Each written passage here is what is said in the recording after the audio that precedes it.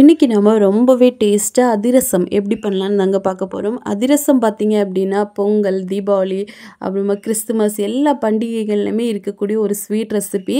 இது வந்து அந்த காலத்துலேருந்து இந்த காலம் வரை எல்லாருமே பண்ணுறாங்க. ரொம்ப ரொம்ப ட்ரெடிஷ்னலான ஒரு ஸ்வீட். இந்த அதிரசத்தில் எந்த ஒரு மிஸ்டேக்குமே இல்லாமல் ரொம்ப பர்ஃபெக்டாக நம்ம வந்து பண்ணலாம். ரொம்ப ஈஸியான மெத்தடும் கூட. நீங்கள் வந்து வீடியோவை ஸ்கிப் பண்ணாமல் முழுசாக பாருங்கள். அப்போ தான் உங்களுக்கும் டீட்டெயிலாக புரியும். இந்த அதிரசம் பார்த்தீங்கன்னா வெளிப்பக்கம் நல்ல மொறுமொறுப்பாகவும் உள்ளே வந்து நல்ல சாஃப்டாகவும் இருக்கும். இது வந்து கிட்டத்தட்ட ஒரு 2 வாரம் வரைக்கும் கெட்டு போகாமல் நம்ம வச்சுக்கலாம். ரொம்ப சூப்பராக இருக்கும். சரி வாங்க இது எப்படி செய்யலாம் அப்படிங்கிறத இப்போ நம்ம டீட்டெயிலாக பார்த்துடலாம். அதுக்கு முன்னாடி நம்ம சேனலுக்கு இப்போ தான் ஃபஸ்ட் டைமாக வரீங்கன்னா மறக்காமல் சப்ஸ்கிரைப் பண்ணிடுங்க. அப்படியே கூட இருக்கக்கூடிய பெல் பட்டனையும் ப்ரெஸ் பண்ணிக்கோங்க. அப்போ தான் நான் போடக்கூடிய நியூ வீடியோஸ் உங்களுக்கு நோட்டிஃபிகேஷனாக வரும். மறக்காமல் லைக் பண்ணுங்கள், ஷேர் பண்ணுங்கள். இப்போ வாங்க வீடியோக்குள்ளே போய் எப்படி செய்யலாம் அப்படிங்கிறத நம்ம பார்க்கலாம். ஃபஸ்ட்டு இது பண்ணுறதுக்காக ஒரு பவுலில் சரியாக 4 கப் அளவுக்கு நான் பச்சரிசி எடுத்திருக்கேன்.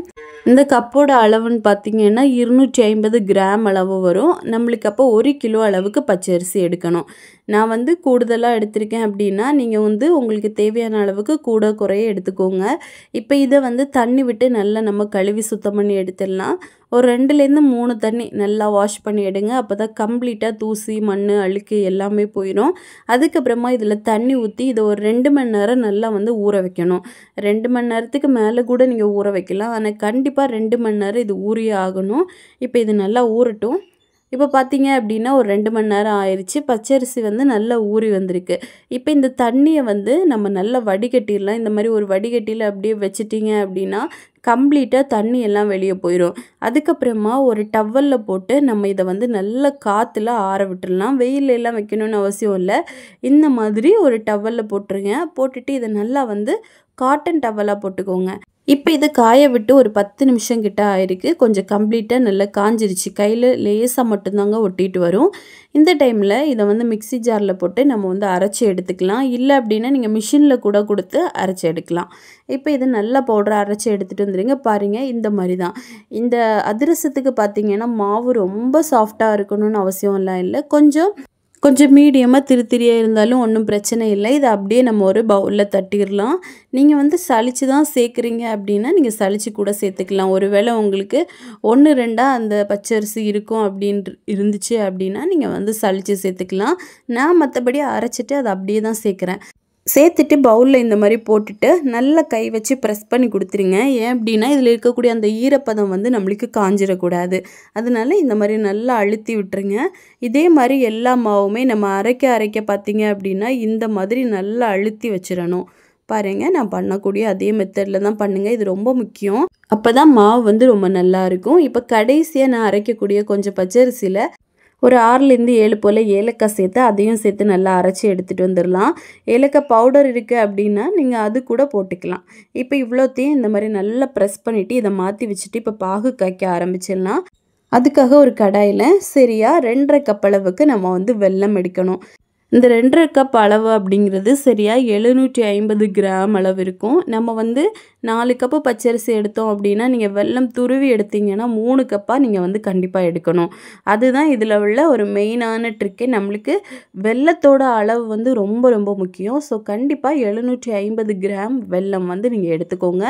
இப்போ இதில் கொஞ்சமாக தண்ணி விட்டு ஃபஸ்ட்டு இதை வந்து நல்லா உருக்கிடலாம். அதுக்கப்புறமா நம்ம பாகு பதம் வந்து பார்க்கணும். நல்லா பாகாக காய்ச்சி எடுக்க போகிறோம். இதுக்காக ஒரு பவுல் எடுத்துக்கோங்க. இதில் வந்து கொஞ்சம் நல்லா காய நம்ம கொஞ்சமாக உள்ளே விட்டு செக் பண்ணி பார்த்துடலாம். பாகோட பதம் எப்படி இருக்கணும் அப்படின்னா நம்ம வந்து அதை எடுத்து பார்க்கும்போது கையில் வந்து நல்லா உருட்ட வரணும். அதுதான் பாகோட பதம். இப்போ பாருங்கள் ஃபஸ்ட்டு நம்ம எடுத்தது உருட்ட வரல.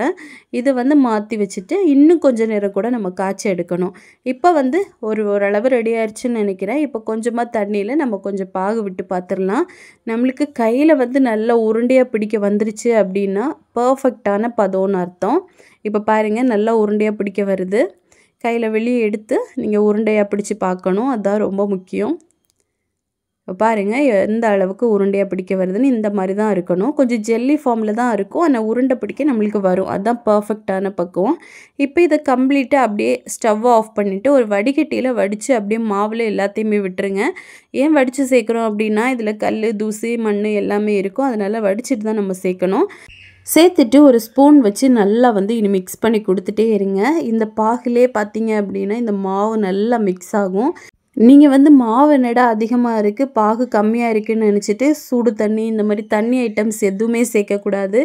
இருக்கக்கூடிய இந்த பாகுலே பார்த்தீங்கன்னா நம்ம கொஞ்சம் கொஞ்சமாக கிளற இந்த மாவு வந்து நல்லா உள்வாங்க ஆரம்பிக்கும். நம்மளுக்கு நம்ம ரெடி பண்ணக்கூடிய அந்த அளவு பார்த்திங்கன்னா ரொம்ப பர்ஃபெக்டான அளவு. நம்ம வந்து இந்த மாதிரி கிளறி கொடுக்க பாருங்கள் நல்லா ரன்னி ஆக தொடங்குது.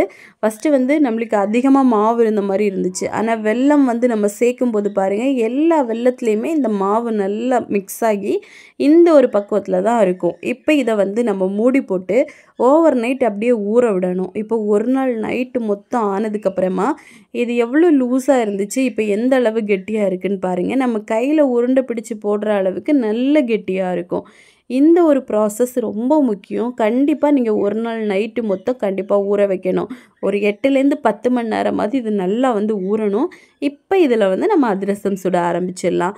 கொஞ்சமாக உங்களுக்கு தேவையான சைஸுக்கு கையில் உருண்டையாக பிடிச்சிக்கோங்க.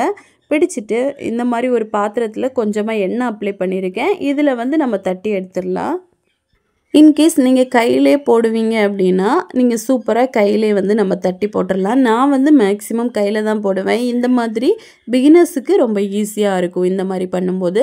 இப்போ சூடான எண்ணெயில் உள்ளே போட்டு ஃப்ரை பண்ணிடுங்க. எண்ணெயும் பார்த்தீங்க அப்படின்னா நல்ல லோவாகவும் இருக்கக்கூடாது, அதே சமயம் நல்ல ஹையாகவும் இருக்கக்கூடாது, மீடியம் ஃப்ளேமில் தான் இருக்கணும்.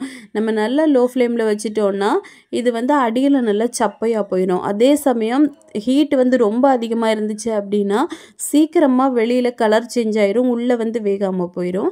அதனால மீடியம் ஃப்ளேமில் வச்சு நல்லா பொறுமையாக 2 பக்கமும் திருப்பி போட்டு வேக வைங்க. இப்போ ஓரளவுக்கு நல்ல டார்க்கான ப்ரௌன் கலர் ஆனதும் நம்ம வந்து வெளியே எடுத்துடலாம். அதிரசத்தோட கலர் அப்படின்னாலே அந்த டார்க்கான கலர் அது வந்த உடனே நம்ம வந்து வெளியே எடுக்க ஆரம்பிச்சிடலாம். இப்போ பாருங்கள் நாம் எப்படி போட்டிருந்தோம் அது எவ்வளோ உப்பல் வருதுன்னு பாருங்கள். இப்போ இதே மாதிரி நல்ல கலர் சேஞ்ச் ஆனதுக்கப்புறம் நம்ம வெளியே எடுத்துடலாம். இப்போ 2வது போட்டதும் பாருங்கள் இந்த மாதிரி நல்ல கலர் ஆனதும் நம்ம வெளியே எடுக்க ஆரம்பிச்சிடலாம். இதே மாதிரி நீங்கள் ஒன்றா போட்டு எல்லாத்தையுமே நம்ம ஃப்ரை பண்ணி எடுக்க போகிறோம். நம்மளுக்கு 1 கிலோ மாவில் கிட்டத்தட்ட ஒரு 40லேருந்து 45 கிட்ட நம்மளுக்கு அதிரசம் வரும். ஸோ அதுக்கு கணக்கு பண்ணி நீங்கள் வந்து செஞ்சுக்கலாம். இப்போ நம்ம இதே மாதிரி எல்லாத்தையுமே சுட்டு எடுத்துடலாம். இப்போ பாருங்கள் எல்லாத்தையும் சுட்டு எடுத்துட்டோம். இது வெளிப்பக்கம் நல்லா மொறுமொறுப்பாகவும் அதே சமயம் உள்ளே வந்து கொஞ்சம் சாஃப்டாகவும் சூப்பராக இருக்கும். நம்ம வீட்டில் பண்ணது அப்படிங்கிறனால நல்ல ஹைஜீனிக்காகவும் அதே சமயம் டேஸ்ட் வைஸும் ரொம்ப நல்லாயிருக்கும். நம்ம கடைகளில் தான் போய் வாங்கணும் அப்படிங்கிற அவசியமே இல்லை. எல்லாராலையுமே வீட்டில் கண்டிப்பாக இதை பர்ஃபெக்டாக பண்ண முடியும். ஸோ நான் சொன்ன மெத்தட் படி டிப்ஸ் படி நீங்களும் கண்டிப்பாக உங்கள் வீட்டில் செஞ்சு பாருங்கள். செஞ்சு பார்த்துட்டு எப்படி வந்துச்சுன்னு மறக்காமல் கமெண்ட் பண்ணுங்கள். இதே மாதிரி இன்னும் நிறைய ரெசிபிஸ் வேணும்னு நினச்சிங்கன்னா மோனி ஸ்பைசி கிச்சன் சேனலை சப்ஸ்கிரைப் பண்ணி வச்சுக்கோங்க. லைக் பண்ணுங்கள், ஷேர் பண்ணுங்கள். நெக்ஸ்ட் இன்னொரு வீடியோவில் உங்களை சந்திக்கும் வரை டேக் கேர், பாய்.